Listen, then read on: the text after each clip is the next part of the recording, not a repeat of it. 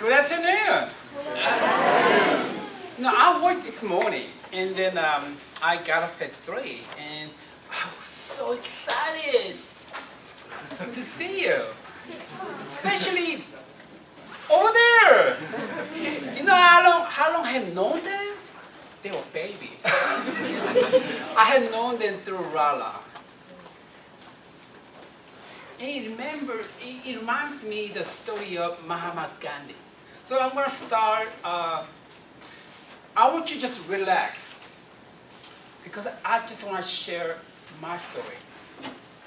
Everybody has a story to tell, but tonight I'm going to share my story. I'm going to start off with Mahatma Gandhi. There's something that I learned. Actually, I learned from people over there. When I look back 5 years later, I probably remember you guys. And I'll tell you why. There was a woman in India. She had a little boy. And little boy loved eating sugar. He loved to eat sugar so much it ruined his health. No matter what his mom said, he would listen to mom. But she knows that he respects Gandhi so much. So she thought, if I take my son to Gandhi and ask him to tell my son not to eat sugar, I know my son is not going to eat sugar anymore. Well, I don't know how many have been to India. It took a month from where they live to see Gandhi. They had to ride a train, ride a bus, back up the donkey, and they got to walk. It took a month. Finally, they reached Gandhi's house and asked Gandhi, Mahatma Gandhi, it took me and my son a month to get here.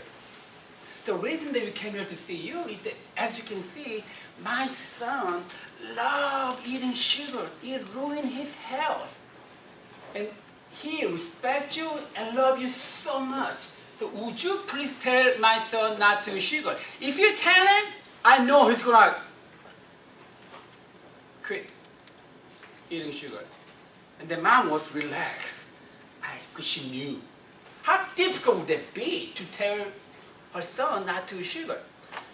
And the Gandhi thought a second and said to the mom, I'm sorry. I can't tell you, son. Can you come back months later? Oh my God. Mom was just stunned. How difficult is it to tell my son not to eat sugar? But what could she do? Nothing, because that's what Gandhi said. I can't tell you right now. Come back a month later. So broken-hearted, so they went back to their village. How long it took? A month, right? So they relaxed maybe a day or two and took another journey to see a Gandhi. It took another month, right? As soon as they see the Gandhi, Gandhi recognized him right away. So Gandhi holds this little boy's hand, come inside. And as soon as mom and son sat down, Gandhi, actually he knelt, looking at this boy's eye. He was only like 5, 6 years old. Son, eating sugar is bad for you. I don't want you to eat sugar anymore. And Bobby said, okay, I promise I'm not going to eat sugar anymore. Can I go outside play? And Gandhi said, yes, go ahead, outside play. Oh my God. Mom was stunned again. Because, wait a minute, it was that easy to tell my son not to eat sugar, knowing that I had to travel for months. So she asked Gandhi, why couldn't you tell my son 2 months ago? And Gandhi said, when you come to see me, I was eating sugar. I could not tell your son not to eat sugar. Because of you and your son, thank you, I kicked that habit. Now, with confidence, I can tell your son not to eat sugar.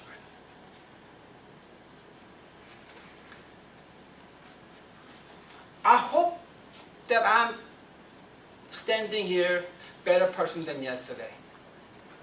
And I hope that tomorrow I will be a better person than today. Every time I come and talk to you, share my story, what if I tell you do this and do that, and I completely do other way? Would you believe every word I said? Probably not. That's why every time I come in here, share my story, you guys the one reminds me how I should live my life. Be an example. So I want to thanks to you, especially counselor over there. I'm really grateful to start off first day at the RYLA with me. And there's something that I want you to find while you're here. My twin. You know who it is, right? You gotta really, really careful listen because my accent is terrible. I mean, I'm Southerner. I'm from South Korea. That's why, there's nothing I can do to change my accent. So my twin, who wrote Adventure of Tom Sawyer, Huckleberry Philippine, and wonderful novel, he said that two most important days in your life are the day you're born, the day you find out why. I'm sure everybody sitting in this room know your birthday. My hope is ask yourself, why? So I want to tell you another story. The little tiny village, there lived a young man. It's like you. He wanted to find the truth to set him free. So more he learned, more he realized there are so much to learn, right? So he just stayed angry all the time, depressed, anxious, unhappy, because he couldn't find what he was looking for. One day, a traveler came into town, and he heard all about this young man's frustration. So this traveler said, young man, you see that tall mountain? Top of the mountain, there lived the wise man. Why don't you go see him? He might be able to help you. Well, this young man thought, what got to lose, right? So next day morning, he got up early in the morning, start climbing this mountain. And then he heard this bird singing. Actually, I got this bird in Guatemala. Listen, I add little water to it.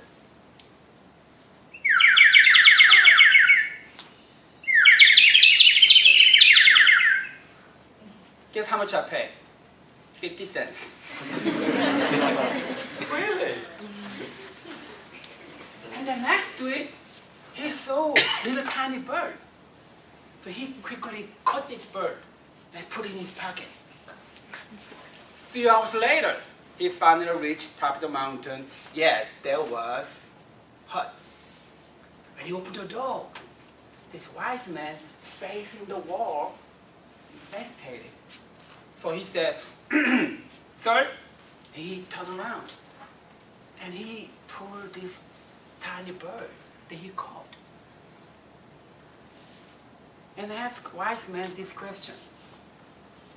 Wise man, I have a bird in my hand. Is he alive or dead? And then he was smiling himself. Because it was a trap, wasn't it? If wise man said the bird is dead, all he had to do is open his palm and set him free, right? If wise man said the bird is alive, what did he have to do? Squeeze and kill him. That's why I was smiling at this wise man. I got you, old man. So he demanded it. Is the bird in my hand is alive or dead? Wise man thought a second. And he said, the fate of the bird is in your hand. That moment, young man realized the faith, the truth that he was looking for, he thought there's somewhere out there. It wasn't. It was in his hand all along. Well, this wise man felt sorry for him because not many visitors come to see him top of the mountain. And he felt like this young man just did not get what he wanted. But he wanted to do something for him. And he had very special tea he brewed every year. So he said, young man, before you go, why don't you have a tea with me? So he went out, brewed the tea. Who would you like to have a tea with me?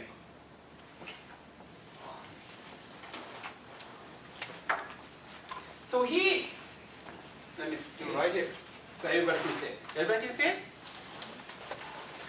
So he brought 2 cups, like this. And then here's tea he brewed. Okay, you wanna get the cup? She holds this very nice, fancy Starbucks cup. I don't blame her. So he pouring her tea. Can you raise it up? Everybody can see it?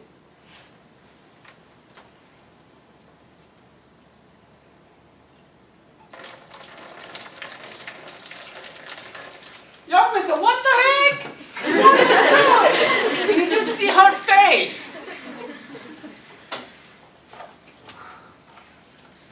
Young man said, why did you do that? You got me wet. It's overflowing. And wise man said, when you come to see me, your mind was overflowing just like this. It doesn't matter what I say to you. Let alone, it doesn't matter what I do to you. You're not able to contain anything because your mind is overflowing. So he politely asked, what's your name? Sherry. Sherry, I want you to go back to your village and empty your cup. Only then, after empty your cup, you come back to see me. Only then you are able to contain what I say to you.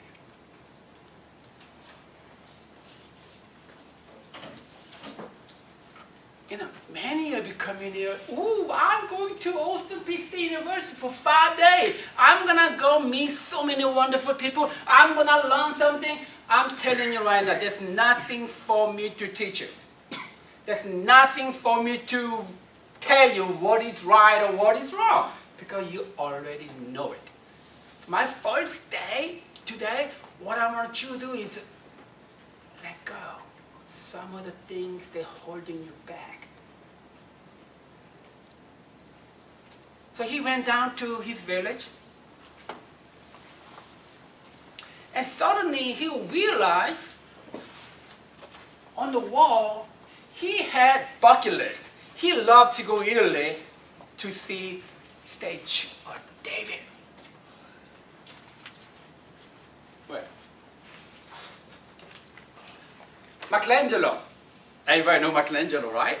Who did wonderful painting in Sistine Chapel, and who did statue of David. You know, I'm sure you have seen this picture in our book. Let me tell you a little bit about statue of David. It was 18 feet tall marble in the middle of the courtyard. Leonardo da Vinci, who did Last Supper, Mona Lisa, and he looked at this 18 feet tall marble and said, they have flaw. I can't do anything with it. And then all these great sculptors at the time came look at this marble. All of them said, it's flaw. I can't use it. So Leonardo da Vinci found out there was a marble in the middle of the courtyard. So he found the owner and asked, I heard that you have 18 feet tall marble, and I'd like to go and see it. I think I can, sculpture something. And he said, save your trip. Leonardo da Vinci, all the great sculptors looked at it. They say, it's no good. You don't have to use it. But he insists, please, at least let me go see it. So he did. As soon as he saw this 80 feet marble, he saw something in it. That was David.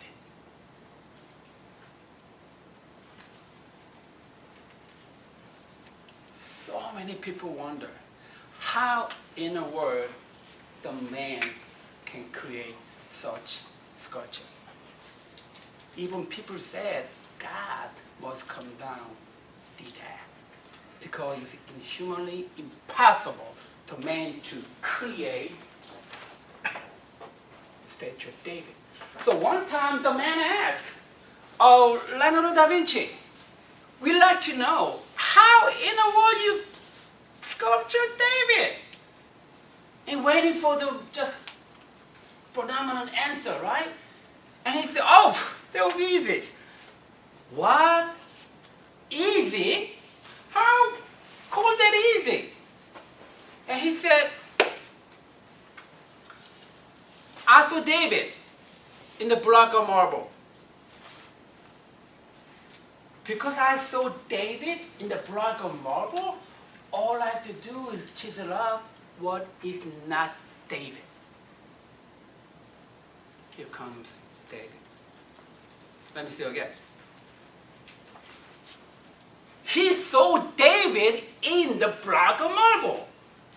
Because he saw David, he just chiseled up. Over there. What's your name? Savannah. I saw Savannah as soon as I met her. And I said, wait a minute, that's not Savannah. I'm going to chisel up. Over there? That's not Savannah. Leave it up there. I'm going to cut that off. Here comes Savannah.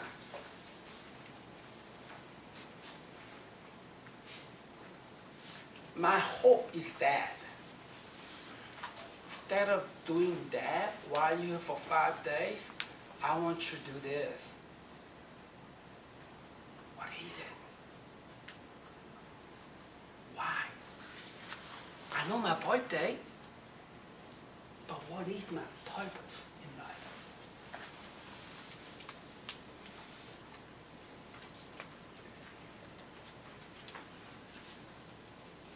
Somebody said, those significant learning occurs without significant relationship. I really didn't have to come here until 7 o'clock. This is the time that I was given. But intentionally came in early just to hang around with you, just talk to you over the dinners and at the main hall and watch you play. And it just to build that relationship. So this time, I want to tell you a little bit about myself.